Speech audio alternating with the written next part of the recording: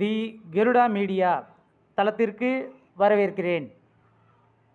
வாழ்த்துக்களுடன் ராமச்சந்திரன் பேசுகிறேன்.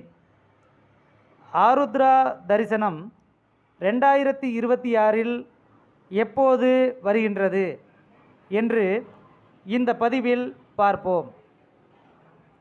ஒவ்வொரு ஆண்டும் மார்கழி மாதத்தில் வரக்கூடிய சிவபெருமானுக்கு உரிய திருவாதிரை நட்சத்திரம் வரும் நாள் அன்று நடராஜ பெருமானுக்கு நடத்தப்படும் சிறப்பு அபிஷேக ஆராதனைகளுக்கு ஆருத்ரா தரிசனம் என்று பெயர். வருடத்திற்கு 6 முறை மட்டுமே நடராஜருக்கு திருமஞ்சனம் நடத்தப்படும். அவற்றில் மிக முக்கியமான திருநாள் இந்த ஆருத்ரா தரிசனம்.